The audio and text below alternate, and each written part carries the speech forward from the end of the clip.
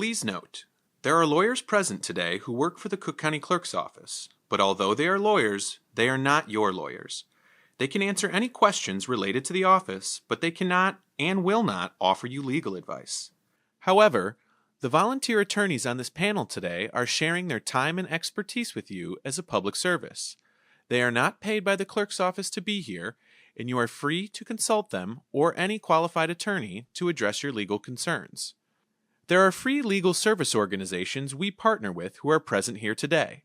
They can offer you legal advice for free. We would also encourage you to see if you qualify for their services. Thank you and enjoy the presentation.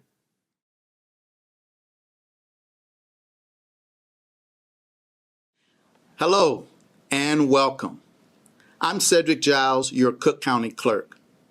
Thank you for joining us for this presentation on property fraud and managing your property after death. The Cook County Clerk's Office is one of the largest consolidated clerk's offices in the nation. In addition to functioning as the chief election authority for suburban Cook County, the Clerk's Office maintains birth, marriage, and death records, assists property owners in redeeming delinquent taxes, and serves as clerk to the Cook County Board of Commissioners. The Clerk's Office also has a recording operations division, which records, stores, and maintains land records and other official documents, including deeds, transfer on death instruments, as well as tax and real estate documents. Now, nobody wants to talk about death or end-of-life planning, but it's a critical issue when it comes to managing your assets to protect your family and your loved ones. And we all need to be aware of the threat of property fraud and how we can guard against this type of financial crime. At the Cook County Clerk's Office, we are here to serve, and we hope that this information you receive today will be helpful on these important issues that impact all of our daily lives. Now, I would like to introduce you to my trusty assistant who will guide us through this presentation. Before we begin our discussion, we want to let you know that we will have volunteer attorneys available at the end of the presentation who can answer your questions about the topics we will be covering.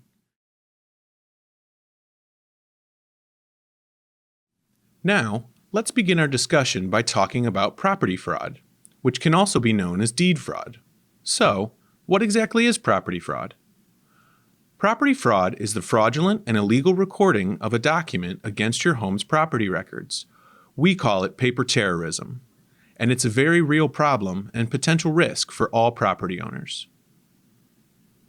How can this happen? Almost every state has an open and public recording system, meaning that you cannot freeze your chain of title like you can your credit report.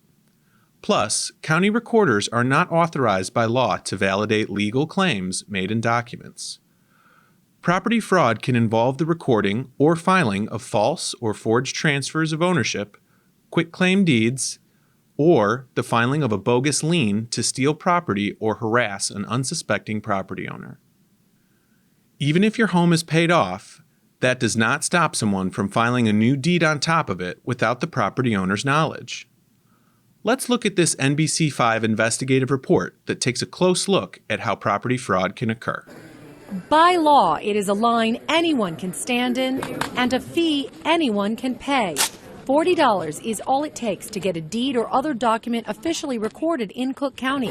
A simple perk of open government openly abused by serious scammers. I think they call them, financial parasites. She was new to her office as recorder of deeds when Karen Yarborough says she first spotted the trouble. To steal a home, all you have to do is doctor some paperwork up, then Photoshop it, bring it to the recorder's office, record it, voila, you own a home. Con artists exploiting a system that relies on the honesty of those who use it, recording forged documents in order to steal a home outright. Sound far-fetched? This is a kind of crime that I never imagined that could happen. It did to Chicago Treasurer Stephanie Neely until it happened to her. I get this call, I'm like, what do you mean someone has changed the name on my deed? What do you mean? How did they do that? In her case, a stranger recorded a fraudulent deed, waited until she was at work, and then changed the lock. They want to physically be in your house. because once they're there, it's very difficult to get them out. Precisely what happened to this Chicago woman. This individual had paperwork that was Xerox that showed the deed was in his name. She asked us to conceal her identity because You're in constant fear that they will try something next, because believe it or not, they did come back 3 days later. one man connected to her case was arrested and convicted. As the recorder's office continued to field fake documents, I decided that I couldn't sit idly by and watch this happen. Yarborough brought in this man, They believe that the government created artificial duplicates of all of us. an expert on sovereign citizens, the extreme anti-government movement often behind this crime. They believe they can completely ignore our government and do whatever they want to do with impunity. Pitcavage calls it paper terrorism and teaches the red flags, like the punctuation sovereigns add in the middle of names, the refusal to use mainstream addresses or zip codes, and how they employ lengthy, arcane terms. The flurry of documents they file may be fake, but their threat is real. They're bullies. They're brazen. They think that nothing can touch them. A lot of times they'll come in and overwhelm our frontline staff. You know, it may be 20 of them will come in. Yarborough has a catchy comparison she uses to get a non-believer's attention. In Illinois, it is easier to steal a home than it is to steal a car. It's fraud and, you know, they're taking people's homes. So there is now a simple way for some homeowners to protect themselves, the free property fraud alert system. You load your property index number, then you get an alert if any document is recorded in connection with your property. Counties across the country are now turning to this kind of system as these cases of mortgage and property fraud continue to grow. Lisa Parker, NBC5, investigates. To combat this problem, a property fraud unit with investigators and caseworkers who respond to and investigate any complaints of property fraud was created. The clerk's office also offers a free property fraud alert that will provide a telephone call or email to the property owner anytime a document is recorded against their property or the property of a loved one. There are 3 easy ways to sign up for the clerk's free property fraud alert. You may sign up in person at the clerk's office, you can sign up online, or you can sign up with a telephone call. Once registered, if you receive an alert or have a reason to be concerned about property fraud, you can contact the clerk's property fraud unit and our staff can help research the problem and coordinate a response. Call 312-603-4000 or visit our website at cookcountyclerk.com/property fraud. On a related note, while we're on the topic of your chain of title and fraud, property owners often need to obtain an official copy of their property deed when purchasing a home or for tax purposes. You should be aware there is a predatory practice aimed at homeowners in which companies offer a copy of your property's deed at a large markup price, sometimes exceeding $200. The clerk's office wants to remind you that we offer the same service on our website starting at just $5. In-person prices can range from $10 to $55 depending on the format and age of the document. So either way, there's no reason to pay exorbitant prices to gain access to these essential documents. Now, let's move on to the second part of our program, which is making plans to manage your property and assets in the event of your death. No one wants to talk about death or end-of-life planning, but it's critical to manage your assets to protect your family and loved ones.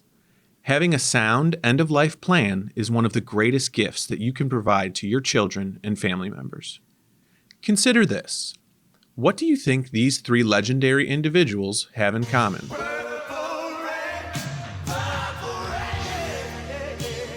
Prince,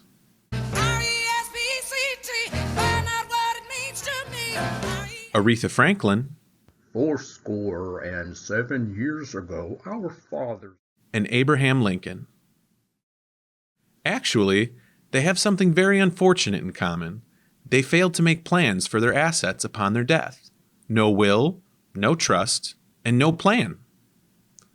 Now, let's consider someone who thought he had it right. Wow, I feel good. I knew that music legend James Brown, the godfather of soul. When he passed away in 2006, Brown's estate was worth an estimated $90 million. When he died, Brown left behind a plan for most of his estate to pay for scholarships for children in need in South Carolina, the state where he was born. But that will was challenged by family members after his death, resulting in more than 12 lawsuits. It took more than a decade of litigation before Mr. Brown's assets were designated as he had intended. So how do you get it right when it comes to your property after death? The best advice is to consult an attorney or estate planning professional to provide you with advice for your specific circumstances. But you should also know that under Illinois law, you can transfer your home, your car, or your bank account to a loved one without a will or a trust, and without having to pay any fees or court costs. Here are the details on how to transfer your property. First, a transfer on death instrument. The clerk's office has a free document on our website known as a transfer on death instrument. We call it a toady. No, not that kind of toady. You can also obtain this document at no cost from any attorney or legal aid organization. The form should be completed and notarized and then recorded at the clerk's office in our Recording Operations Division. The transfer on death instrument will then be recorded on your property's chain of title, and, upon your death, the person designated to receive your property can do so after completing the required forms. While in the process of completing your toady, be sure to contact the individual you plan to give the property to and advise them that they have up to 2 years to come to our office, complete the required forms to accept, and pay the $59 recording fee. Please note that the clerk's office cannot assist you in the preparation of a transfer on death instrument or any legal document. We do not provide legal advice to customers. Next, let's discuss a payable on death instrument. You can transfer the funds from your local bank account in a similar way. Utilizing a tool known as payable on death instrument, a person can transfer assets in a bank account to the beneficiary of their choosing after death. A payable on death instrument can be obtained and used at most financial institutions for checking and savings accounts, as well as certificates of deposits, CDs, money markets, and savings bonds. Even if you have completed a payable on death instrument, the account holder has full control of their funds in the account until the time of their death. When the account holder passes, the beneficiary can claim specified assets directly from the financial institution without having to wait for probate court proceedings. Finally, let's discuss a beneficiary affidavit. There is also a mechanism to transfer your car to a designated beneficiary. A vehicle owner may change, add, or remove a beneficiary on the title of their car by completing a free beneficiary affidavit through the Illinois Secretary of State's office.